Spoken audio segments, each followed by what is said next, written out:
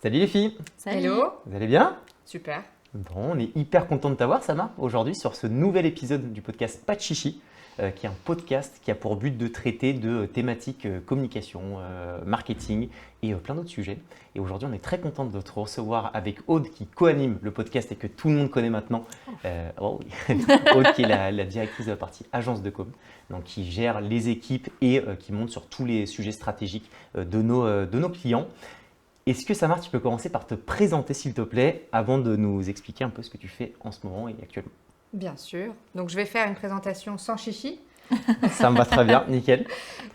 Écoute, j'ai une carrière dans le textile, voilà, où j'ai occupé différentes fonctions dans des grands groupes comme Kering, Etam, aujourd'hui chez Obad, et dans des fonctions d'encadrement et sur le produit, les collections, la marque essentiellement. Ok, et là aujourd'hui chez Obad, du coup, qu'est-ce que Directrice de marque Ok. aujourd'hui chez Obad, donc j'encadre toute la partie marketing, communication et les équipes produits, Ok, donc le studio, l'atelier et toutes les techniciennes. ok, génial. Et Obad, est-ce que tu peux, alors je pense que beaucoup, quasiment la grande majorité des personnes qui nous écoutent pense que doivent tout le monde connaître, connaît, ouais. c'est clair, mais peut-être juste donner J'espère. quelques chiffres, tu vois, depuis combien de temps ça existe, etc., juste pour donner Bien un peu de sûr. contexte. Avec plaisir. Donc aujourd'hui, je travaille pour Obad. Obad est une marque, comme vous le savez, effectivement, que beaucoup de gens connaissent. C'est une marque forte, en tout cas, qui a un propos, qui a un sens et qui a toujours été à l'écoute des femmes. C'est une marque de lingerie qui est née en 1958. C'est une marque française sur le segment sexy et avec un produit de qualité assez premium. Voilà, et l'objectif de la marque, ça a toujours été d'être au plus près des femmes pour répondre à leurs envies de belle lingerie, d'être à l'écoute de leurs envies, leurs désirs et d'y répondre le mieux possible. Ok, génial. Et ben, en plus, aujourd'hui, on va parler d'un sujet qui est extrêmement intéressant. C'est comment est-ce que une marque qui existe depuis longtemps a un héritage relativement fort et comment est-ce qu'on doit faire évoluer cette image tout au long de l'évolution du marché, des tendances, etc. Donc, ça va être un peu le fil rouge aujourd'hui. On peut peut-être remettre un petit peu dans le contexte et repartir de la première campagne qui avait fait parler d'Obad il y a je ne sais plus combien de temps, c'était dans les années 90. Ouais. Est-ce qu'on ne commencerait pas par là, juste pour redonner un petit peu de contenu sur la communication d'Obad pour ensuite discuter Bien sûr. du moment présent? Aujourd'hui, ce qui a fait de la marque Obad une marque mythique qui est très présente dans le cœur des Françaises et des Français, c'est évidemment les campagnes mythiques des années 90-2000. Ce sont les fameuses leçons de séduction, donc les premières, les plus iconiques sur les corbeilles avec un traité artistique noir et blanc. Il y a vraiment une écriture assez nouvelle en termes de parti pris de communication.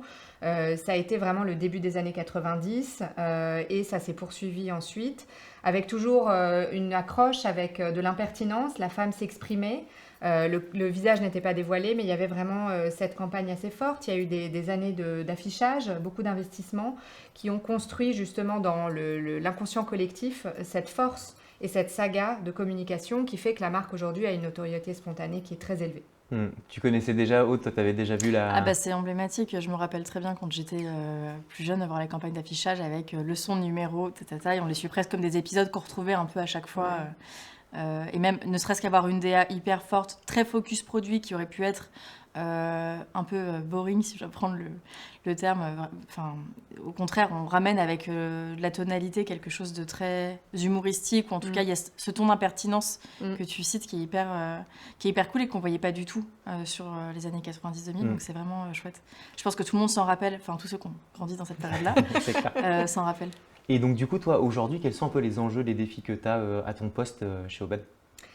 Alors, en fait, c'est comme toutes les marques qui sont un peu mythiques, patrimoniales, qui ont un héritage très fort, c'est-à-dire qu'il faut à un moment donné aussi savoir se remettre en question, s'adapter. Il y a un environnement, évidemment, ça ne vous a pas échappé, qui évolue beaucoup. Les jeunes générations ont des attentes qui peuvent être très différentes. Obad a toujours été à l'écoute des femmes, de leurs envies, de leurs sensibilités, de leurs attentes. Mais aujourd'hui, la place des femmes dans la société, elle n'a plus rien à voir. En fait, elle prend un tournant qui est radicalement différent.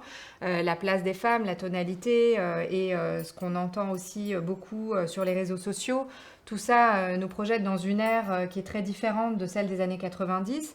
Et donc, toutes les marques qui ont plus de 10-15 ans d'existence doivent faire ce travail nécessaire de s'écouter, mais aussi de s'adapter à une clientèle qui a des envies différentes. C'est nous, en tout cas, ce qu'on a fait. C'était une nécessité.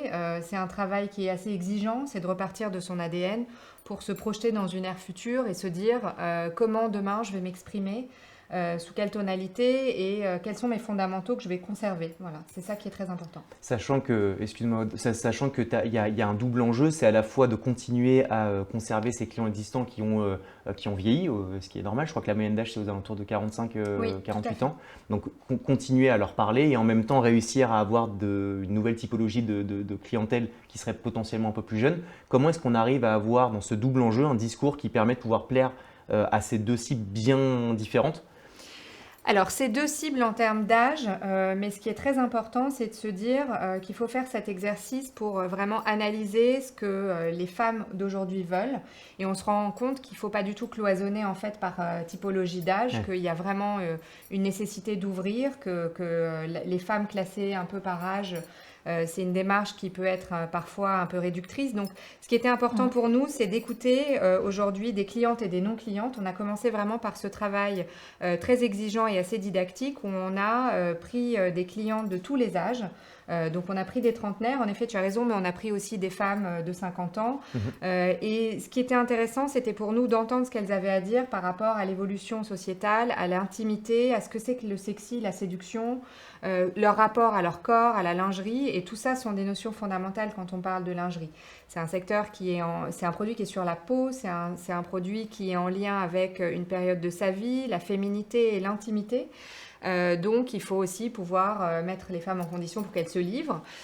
Donc, on a fait cette étude en quantitatif et aussi beaucoup en qualitatif sur des clientes et des non-clientes de tous les âges pour bien comprendre aujourd'hui le rapport au jeu de la séduction, comment il avait évolué, leurs attentes et dans une ère, encore une fois, qui a été bouleversée par le digital, les réseaux sociaux, enfin voilà. Je vous apprends rien, vous êtes une génération qui est beaucoup plus baignée là-dedans encore. Donc du coup, il y a ce travail déjà préalable et ensuite, il y a le fait de se dire qu'est-ce qui dans notre ADN est immuable et qui va continuer à parler aux générations à venir et qui parle aussi aux générations d'avant en fait. Et ce trait commun, cet ADN, ce socle très fort, il est primordial. Donc nous, on l'a redéfini comme ça. On est parti des valeurs de la marque. Donc la séduction, on l'a vu évidemment, ça fait partie des valeurs. Mais il y avait aussi l'audace, par exemple. Il y avait le chic à la française ou la complicité. Les leçons de séduction, c'était vraiment ça aussi. C'était l'homme qui est un complice de la femme. Et qui va jouer un jeu de la séduction. Et la femme, évidemment, c'est elle qui va tirer les ficelles, puisque c'est elle qui s'exprime avec ces petites punchlines qui étaient en sous-titres. Mais voilà, en tout cas, c'était la manière de s'exprimer à l'époque. Et nous, aujourd'hui, ce qu'on a redéfini, c'est un mantra qui va parler à toutes les femmes pour qu'elles puissent libérer leurs désirs et leurs plaisirs, mais sans que ce soit une injonction extérieure.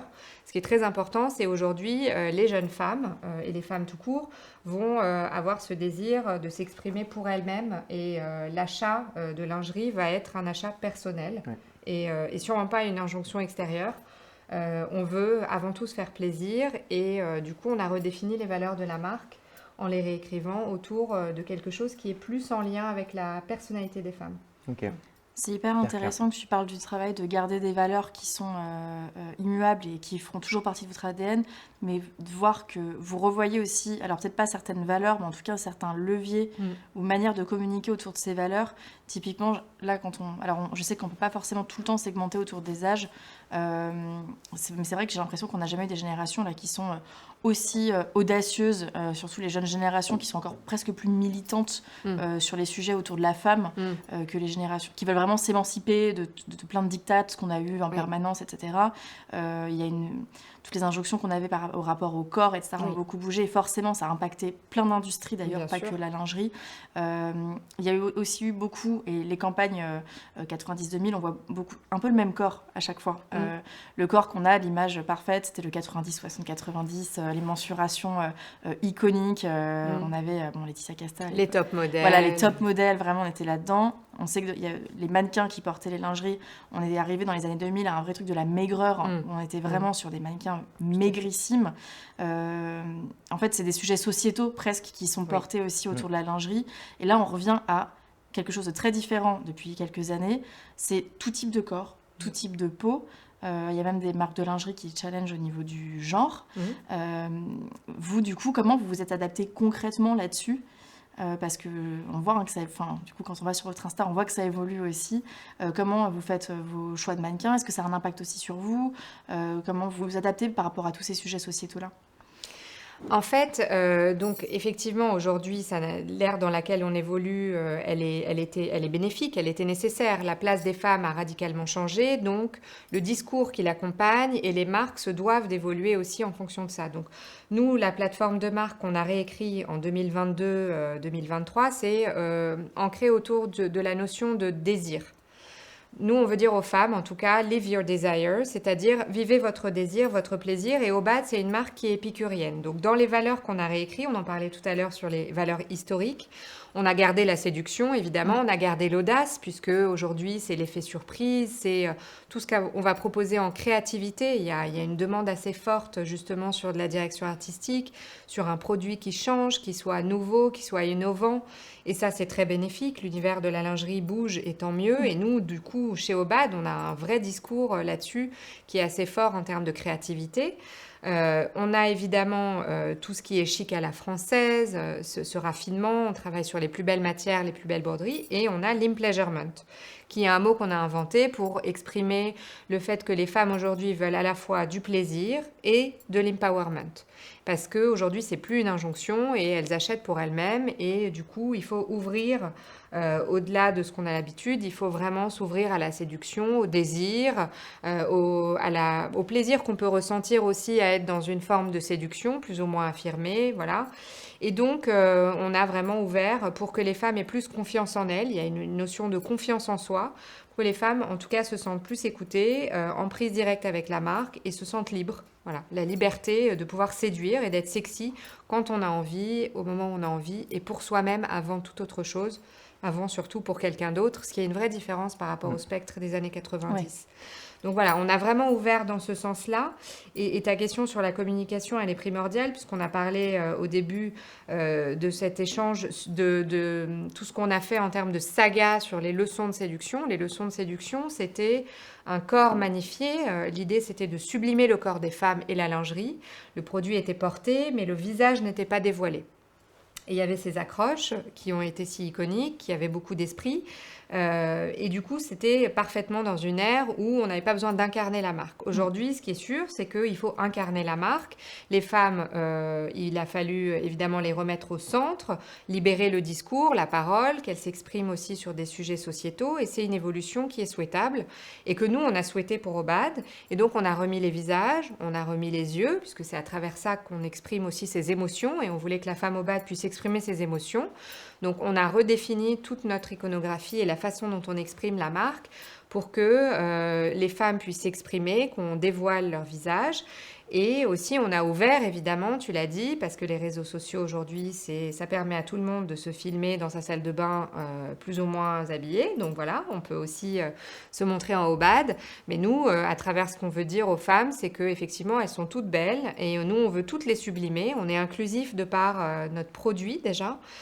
Donc, on est inclusif aussi à travers ce qu'on va projeter en termes d'image, loin du diktat de la perfection, comme tu le disais, qu'on a connu avec des airs très, très connus dans les années 90-2000. Aujourd'hui, on ouvre. Et ce spectre, heureusement, qui s'est élargi. Notre message, il est universel, en tout cas. C'est vraiment la confiance en soi et le fait d'être sexy, peu importe sa taille, son genre, sa couleur. Enfin, voilà. Nous, on est aussi en accompagnement de cette évolution sociétale. Et notre message, il s'adresse à tous les âges. C'est toutes les femmes peuvent avoir envie d'avoir une lingerie un peu sexy, parfois plus sexy, plus drama. Et c'est cool et c'est sympa. Et en fait, nous, on est une marque qui a su s'exprimer aux générations d'avant, mais il y a une forme de transmission aussi sur des filles d'aujourd'hui qui sont ultra connectées et qui voient l'évolution de DA et qui a envie de s'acheter nos produits. Tu parles d'évolution de DA et du coup, alors c'est vrai qu'il y en a eu aussi dans vos produits. Tu vas peut-être en parler mieux que moi, hein, mais c'est vrai que l'image que j'avais d'Obad sur de la dentelle, quelque chose de, j'ai pas envie de dire très sage, parce que c'était pas sage, comme par exemple d'avoir cette campagne sur les leçons de séduction, il y avait rien de sage, au contraire c'était hyper audacieux, surtout à l'époque, parce qu'il y avait une vraie forme de pudeur qui a peut-être moins aujourd'hui sur le rapport au corps, je trouve. Donc, mais dans les produits purs, je trouvais qu'on était sur quelque chose de très raffiné. Alors je dis pas que ça l'est plus aujourd'hui, mais je trouve qu'on est plus impertinent dans la manière dont le produit est conçu. Je pense à à des produits, on retrouve des codes parfois même, je ne sais pas si je peux dire BDSM parce que c'est peut-être un cran trop loin, mais en tout cas il y a un cran sexy Oui. où on va un cran au-dessus de ce qu'on était sur le sexy d'avant. Oui. Je trouve il y a une vraie évolution. Du coup c'est hyper lié à ça aussi. Quand tu parles d'une évolution, vous avez retravaillé et repensé vos produits aussi différemment en termes de stylisme. Complètement retravailler le produit. On garde l'ADN sexy, c'est un ADN qui est fort et on le retranscrit au goût du jour. Aujourd'hui, la marque doit être audacieuse dans ses créations. La créativité, il faut faire ce saut créatif à un moment pour reconnecter avec les jeunes générations et puis mieux répondre aux attentes des femmes. Nous, on l'a fait, en tout cas chez Obad, il y a déjà 3 ans, en arrivant sur la marque et en travaillant sur le produit. Ça a été l'objectif de se dire, il faut mettre le produit au goût du jour, travailler toujours sur l'excellence du produit. On travaille avec les plus belles dentelles, les plus belles broderies. Quasiment toutes sont d'origine française ou européenne, en tout cas à minima. On travaille avec des partenaires qui sont dans le nord de la France pour travailler sur des matières exclusives, qu'on va développer spécifiquement pour nous avec le studio. C'est un travail de longue haleine pour mettre au point les produits, pour que le bien-aller soit impeccable. Nous, on va jusqu'au bonnet G, donc on a vraiment cet exercice d'être très inclusif et beaucoup de marques le font du sexy mais jusqu'au bonnet D. Donc pour nous, c'est un exercice, c'est très partiel en fait, c'est pas suffisant. Voilà, donc on pousse le produit jusqu'à l'excellence et du coup cet exercice créatif, l'idée ça a été de le moderniser aussi en effet, de mettre de la couleur, de mettre des nouvelles formes, des triangles sans armature et armaturés, des formes dessus-dessous, ce que les jeunes femmes aujourd'hui ont envie de voir de plus en plus, du sexy effectivement parfois avec une connotation érotique, mais toujours avec le traité chic. Et tout ça, c'est notre héritage, c'est notre ADN aussi, mais on l'a remis au goût du jour pour avoir soit un sexy quotidien pour une femme qui va juste vouloir un produit impeccable en termes de fitting, qui va parfaitement la sublimer et elle va se sentir super bien et lui donner confiance en elle, ou un produit plus drama parce qu'il y a une occasion ou parce que c'est une envie à un moment.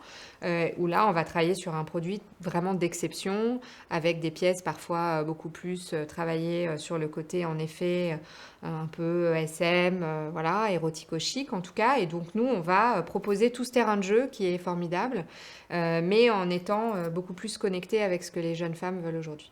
Et juste petite question sur le… Parce que donc, on a parlé du fait qu'il y ait la digitalisation. J'imagine bien que vous avez, donc, est-ce que tu l'as dit, surfé dessus.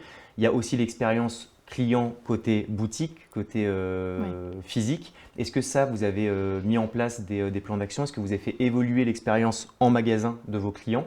Comment ça a évolué? Alors en fait, effectivement, il faut faire évoluer toute l'entreprise. L'objectif de cette redéfinition autour de Live Your Desire, ça a été de reconnecter avec les clients, de réécrire ce que nous on souhaitait aussi. Il y a beaucoup de gens qui travaillent chez Obad depuis très longtemps, qui connaissent très bien la marque, que ce soit au siège ou en boutique. Donc nous, une fois qu'on avait redéfini en fait cette plateforme de marque et qu'on savait comment on voulait l'exprimer en termes de communication, il y a eu un exercice important pour l'expliquer et la partager et aligner toute l'entreprise. Et particulièrement effectivement les points de vente pour que toutes les personnes qui s'expriment auprès des clientes puissent bien comprendre le Live Your Desire, ce que ça voulait dire aussi de proposer des nouvelles formes, que les clientes les comprennent, les clientes qu'on avait déjà et qui peuvent s'y retrouver évidemment, et les nouvelles clientes qu'on va recruter qui vont venir soit sur le web, donc là on a un service client qui peut répondre à leurs attentes, ou bien aussi en boutique évidemment. On a des équipes de vente qui sont très connues, toutes les études qualitatives anonymes qu'on fait pour savoir comment s'est déroulée l'expérience client sont très positives chez Obad. Donc on a fait ce travail effectivement d'alignement sur tous les points de contact avec la cliente, que ce soit online ou évidemment dans les points de vente, pour que le message soit global, sinon ça ne fonctionne pas en fait. C'est clair, il faut que ce soit uniformisé et que ce soit 360. Exactement. Et juste, moi j'ai déjà acheté de la lingerie pour ma chérie. Chez qui Alors, merde, chez Obad. Non, je sais plus. Mais non, mais je me demandais à quel point c'était. Alors, je suis un garçon, donc, mais je trouve que c'est hyper intéressant. Je trouve, c'est quelle est la stratégie côté homme. Est-ce qu'il y a une part de marché intéressante à aller chercher? Est-ce que quand on s'adresse aux femmes avec toutes les valeurs dont tu as parlé qui sont extrêmement pertinentes et qui se tiennent, est-ce qu'il y a aussi de la place pour le marché de l'homme qui a envie de faire des cadeaux à sa femme? ou est-ce que c'est trop marginal pour être un focus intéressant pour une entreprise comme ça? Ah, c'est essentiel, c'est pas du tout marginal. L'homme a une place très importante et du coup, nous, on le chouchoute chez Obad parce que c'est une marque qui a toujours beaucoup parlé aux hommes et du coup, on a à la fois des hommes qui viennent acheter pour leurs compagnes, pour les femmes et donc ça, c'est important. Nous, on est là pour les accompagner justement quand ils viennent voir Obad. Donc, on a les mêmes produits, mais simplement, nos équipes savent aussi accompagner, conseiller. Souvent, ils connaissent la taille, donc là, il peut y avoir plutôt un accompagnement stylistique sur les modèles. Et s'ils ne connaissent pas la taille, évidemment, on les accompagne dans l'expérience d'achat en expliquant qu'on peut retourner. Si on s'est un peu trompé, c'est un produit qui peut être technique. Mais il y a aussi des hommes qui viennent pour eux ou des femmes qui achètent pour les hommes, parce que nous, on a une offre aussi pour l'homme. D'accord, ok. Donc voilà, bon à savoir. Ouais, je ne savais pas. Ok. Tu le sauras pour toi. Ok. Et peut-être, je ne sais pas si tu voulais rebondir, Aude, mais j'ai une petite question en plus. C'est concrètement sur des actions en termes de communication, digitale notamment. Comment ça s'est. Quelles ont été les actions concrètes récentes? Parce que tu es arrivé chez Obad il y a 3 ans. Oui. Ça a été quoi les actions un peu concrètes que tu as mis en place en termes de communication là, sur les réseaux typiquement? Alors, tout d'abord, il y a eu, moi je suis arrivée en 2020, donc il y a eu d'abord ce travail préalable d'analyse et je dirais de redynamisation de la marque pour la projeter sur les années à venir. Et on a commencé sur la plateforme de marque et rapidement, en même temps que l'exercice créatif s'est poursuivi sur le produit, parce qu'il y a un temps d'inertie assez important sur les développements de collection, on a travaillé en parallèle sur le site internet, sur la manière dont on va exprimer l'émotion qu'on peut ressentir de la marque quand on est en point de vente, quand on est dans nos boutiques. Évidemment, il y a l'émotion humaine, la transmission de la conseillère de vente, mais il y a aussi tout ce que la marque va véhiculer, qu'il faut qu'on arrive à véhiculer à travers notre site internet. Donc, on a travaillé beaucoup sur le layout, sur les photos, sur la manière dont on va avoir une expérience immersive sur notre site. On a travaillé par exemple sur le tone of voice, sur la manière dont la marque s'exprime pour l'actualiser un peu aussi, pour que le discours soit aussi plus en prise directe avec ce que les jeunes femmes ont envie d'entendre aujourd'hui. On a travaillé sur, par exemple, la manière de s'exprimer sur les réseaux sociaux, sur Instagram, qui reste la plus belle des vitrines aujourd'hui. Donc on a refait un peu la manière, on a repensé la manière dont on s'exprime, notre feed, on a refait un peu notre page pour être un petit peu moins didactique. On était un peu sage, un peu sérieux, ce que tu as ressenti sur le produit, nous on l'a constaté aussi. Donc l'idée aujourd'hui c'est d'ouvrir, de dire qu'il faut qu'on pousse les femmes à avoir confiance en elles, que le sexy ça peut être très simple, que tout le monde peut avoir envie de ça. Et c'est un message qui est assez universel, donc on veut vraiment pousser ça pour que tous les âges et toutes les femmes aient envie de s'acheter du Obad et que ce soit un acte d'achat assez simplifié et assez cool. Et qu'elles apprennent à découvrir la marque. Ça peut être aussi sur du nightwear, sur des pièces peut-être plus simples que de la corsetterie. Là, on lance le sport aussi pour un produit qui va être un peu sympa si on a envie d'être un peu sophistiqué quand on va faire du yoga ou de la danse ou du pilate. Donc voilà, c'est aussi le lifestyle sexy qui doit s'ouvrir pour qu'on puisse avoir à toutes les occasions de sa vie l'opportunité de porter du Obad. Ok, hyper clair. Tu parlais de revoir les valeurs, enfin quand tu avais revu les valeurs, quand vous avez revu, parce que du coup j'imagine que c'est un travail d'équipe. C'est complètement un travail d'équipe. Ouais. Quand vous avez revu ça, est-ce que vous avez aussi défini, parce que en général une marque quand elle repense un petit peu ce qu'elle veut garder, ce qu'elle ne veut plus être, comment on évolue, elle pense aussi en forme d'engagement. Je pense beaucoup alors on demande de plus en plus aux marques d'avoir des engagements RSE, d'avoir des convictions. Quand on achète une marque, on n'achète pas seulement le produit, on achète aussi toute la mentalité qu'il y a derrière. Par exemple, quand on prend une veste Patagonia, c'est qu'on est très aligné avec des valeurs très écologiques. J'imagine que comme vous êtes très lié à l'univers de la femme, il y a probablement des engagements autour de la femme. Est-ce que vous en avez ou alors c'est quelque chose qui est encore amené à mûrir et qui est encore en réflexion ? C'est une excellente question. Bien sûr qu'on y est déjà, heureusement d'ailleurs, et on n'est pas en réflexion, on est dans l'action depuis 3 ans déjà sur ces sujets-là.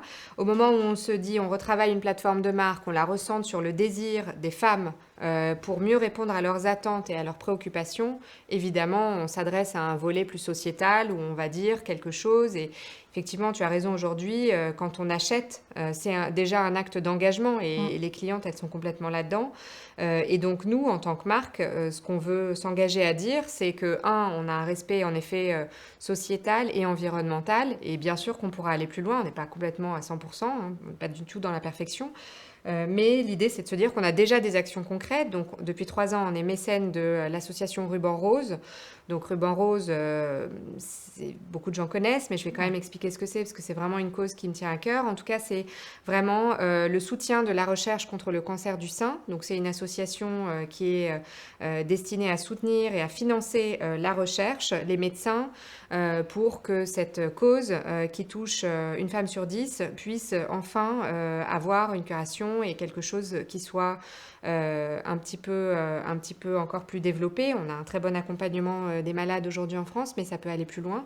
Donc nous, depuis 3 ans, on travaille main dans la main avec l'association. Chaque année, on va un petit peu plus loin, ou en tout cas, on essaye de proposer des actions qui sont plus significatives. On reverse des dons, évidemment, mais cette année, on a fait un dîner où on a essayé de faire parler de la marque. Et il y avait des patientes, il y avait des médecins. On a fait un dîner avec un autre mécène de l'association qui est Fauchon. Donc voilà, donc ça c'est évidemment un volet très important, qui est une cause qui touche les femmes. On a 93% d'employés femmes chez Obad, donc c'est significatif aussi.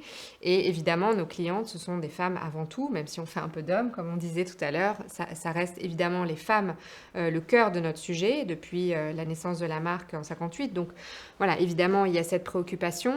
Et sur le volet environnemental, évidemment, on accompagne la transition. Aujourd'hui, on ne peut pas faire autrement. Malheureusement, le textile est une industrie qui est très peu vertueuse. Ça, je pense que tout le monde le sait aujourd'hui. Nous, en tout cas, ce qu'on a fait, c'est qu'on essaye de travailler énormément sur le volet de la conception produit.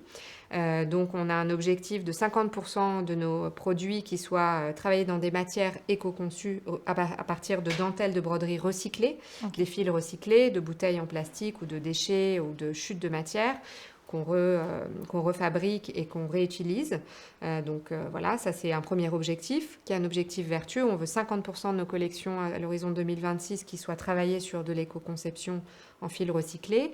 On a des certifications évidemment sur nos packaging pour être sûr que l'approvisionnement de carton et autres soit vertueux, issu de forêts qui ne soient pas maltraitées, et on travaille beaucoup dans ce sens-là, c'est déjà le cas.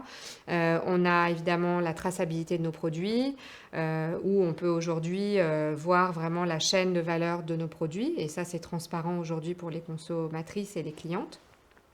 Voilà, donc il y a plein d'actions. On est certifié GRS. Cette année, on va afficher l'empreinte carbone de l'entreprise, ce qui n'est pas encore une obligation totale. Donc voilà, on se met en mode de marche. C'est évidemment aujourd'hui une nécessité absolue, mais on est en transition, je dirais, sur ces sujets-là. Et est-ce que dans cette évolution je ne sais pas si on peut parler de rebranding, parce qu'on est plus sur une évolution de votre marque qu'un vrai rebranding, mais est-ce que sur cette évolution, il y a des choses que vous n'avez pas réussi ou plutôt mal fait, que tu aurais pu repenser ou que vous auriez pu revoir différemment? Est-ce qu'il y a des erreurs dont on peut apprendre? C'est surtout ça, dont les gens pourraient se nourrir, ou de choses vers lesquelles vous voulez tendre et qui ne sont pas encore atteintes? Il y a plein de choses qu'on pourrait faire mieux et différemment, évidemment. Il y a des choses sur lesquelles on n'est pas encore à 100%. Il y a des choses qui font partie de notre feuille de route pour les 2-3 années à venir, heureusement. Il y a des choses, effectivement, sur lesquelles on n'avance peut-être pas suffisamment vite. Sur le sujet de la transition, il y a des normes environnementales qui évoluent beaucoup, très vite. Donc, l'objectif, c'est de travailler main dans la main avec les équipes RSE chez nous, pour qu'on puisse expliquer le mieux possible et revendiquer ce qu'on fait en termes de travail sur la certification de nos matières, de nos produits. On travaille avec des cotons GOTS, on travaille avec, encore une fois, des matières à 100% Ocotex. Donc, comment on peut le dire aujourd'hui avec la complexification des normes et des discours, et ça, c'est vrai qu'on n'est pas à 100% encore aujourd'hui. Et puis, sur un soutien-gorge, il faut bien avoir conscience qu'il y a en moyenne, c'est une moyenne très grossière, mais il y a à peu près 30 composants, je dirais. Donc pour que ces 30 composants soient tous éco-conçus, ou en tout cas recyclés, fabriqués avec une traçabilité, on n'est pas au rendez-vous. Il faut aussi que les fournisseurs de composants soient tous dans cette dynamique. Aujourd'hui, ce n'est pas encore complètement le cas. Donc oui, là-dessus, on n'est pas encore à 100%. Tous ces composants qui font partie de l'industrie de la lingerie, qu'on n'a pas sur les vêtements, parce qu'il y a beaucoup moins de composants sur du prêt-à-porter. Évidemment, sur la lingerie, il faut qu'on arrive à travailler plus vite. Il faut qu'on accélère sur cette dynamique. Et j'espère qu'on va pouvoir le faire dans les années à venir. Et on arrive bientôt sur la fin du podcast. J'ai une petite question par rapport à, donc tu l'as dit, ce n'est pas un repositionnement, mais c'est l'évolution de la marque. Est-ce que tu as des KPI sur lesquels tu t'es penché pour te rendre compte de l'impact positif et ou de voir les améliorations et les évolutions de la marque que tu pourrais nous partager? Ce serait intéressant. Oui, complètement. C'est une marque qui a vraiment une bonne dynamique. On est, je dois dire, depuis 2 ans très satisfait des résultats. Il y a une croissance du chiffre d'affaires. Déjà, ça, c'est un indicateur qui est très fort. Plutôt, ouais. Surtout dans un secteur qui peut être parfois atone. Il y a des nouveaux arrivants, mais on voit bien qu'il n'y a pas une croissance générique. Donc, en fait, ça veut dire que les autres se divisent un peu le marché. Donc, aujourd'hui, nous, on surperforme par rapport au marché. Donc, ça, c'est un indicateur intéressant. Qui nous fait en tout cas entendre des signaux positifs avec du recrutement de nouvelles clientes, notamment online, avec une croissance du digital qui a aujourd'hui une part significative de notre chiffre d'affaires et qui a connu aussi une très belle dynamique, alors que c'est vrai que 2023, les gens qui sont spécialisés sur le online ont eu une année plus difficile que les précédentes après le Covid. Donc ça, ce sont des indicateurs très forts compte tenu de tout ce qu'on a engagé comme travail sur le rebranding de la marque et même sur le focus digital. Et puis, au-delà de ça, sur les réseaux sociaux, on a beaucoup de retours qualitatifs. Donc ça, c'est super. Le qualitatif aussi, il faut le prendre comme étant un signal fort que nous, on sait entendre. Et il y a du quantitatif aussi. On recrute, on a une communauté qui est engagée. On a beaucoup de gens qui nous suivent et qui réagissent à ce qu'on poste, qui voient qu'il y a une évolution de la marque, de l'image, de notre discours. Et ça, c'est super parce que ça veut dire qu'il y a une vraie adhésion. Ouais. Et donc, tu as parlé de la partie RSE qui faisait partie des évolutions à venir. Sur 2024, c'est quoi un peu tes gros enjeux là, pour la marque? C'est poursuivre tout ce qu'on a fait, par exemple de vraiment aller au bout de l'expérience du Live Your Desire. Il faut que ce soit perceptible dans nos points de vente. Aujourd'hui, on n'a pas encore vraiment utilisé ce levier. Nos boutiques sont des points de vente intimistes dans lesquels les femmes se sentent bien, elles sont bien accompagnées. Mais il faut qu'on aille au bout du geste et il faut que la nouvelle plateforme de marque soit comprise et ressentie en point de vente. Donc, notre prochain levier, en tout cas nos souhaits, c'est vraiment que la marque puisse vivre aussi en boutique autour de ce Live Your Desire, ce mantra. Donc, un nouveau concept de boutique, pour être plus clair. Okay. Et puis, au-delà de ça, moi, je voudrais qu'Obad, ce soit une plateforme pour que toutes les femmes puissent exprimer leurs désirs, leurs envies de séduction, qu'elles puissent exprimer librement leur point de vue et se dire que c'est une marque qui reconnecte avec toutes les femmes parce que c'est un message universel. Donc peut-être à terme que aussi on puisse avoir des échanges avec les femmes et que ce soit en ligne sur notre site internet, qu'on puisse faire vivre la marque avec les jeunes femmes et qu'elles puissent s'exprimer autour de nos notions fondamentales de séduction et de plaisir et de désir. T'imagines, je sais pas un forum, parce que j'ai les termes à l'ancienne, mais non, mais je sais pas, genre sur le site de pouvoir échanger, de créer une communauté sur laquelle l'intégralité des personnes pourraient échanger. Par exemple, mais là je te parle vraiment de quelque chose qui serait plus moyen long terme. Bien sûr. Ouais. Mais voilà, mais c'est vrai qu'il faut que Obad ce soit une marque lifestyle sexy qui vive au gré des envies et des attentes des femmes. Et aujourd'hui, on voit bien qu'il y a une envie de discuter sur ces sujets-là. Il y a peut-être une notion de transmission aussi de la part de femmes qui ont un retour d'expérience sur le sexy auprès de plus jeunes femmes. Voilà, je trouve ça génial. Il y a une sororité aujourd'hui dans la société. Il y a une forme de liberté aussi, d'expression, d'inclusivité. On en parlait tout à l'heure. Donc, il y a aussi quelque chose à faire autour d'une marque qui est aussi légitime sur ce sujet-là. Il y a une attente en tout cas.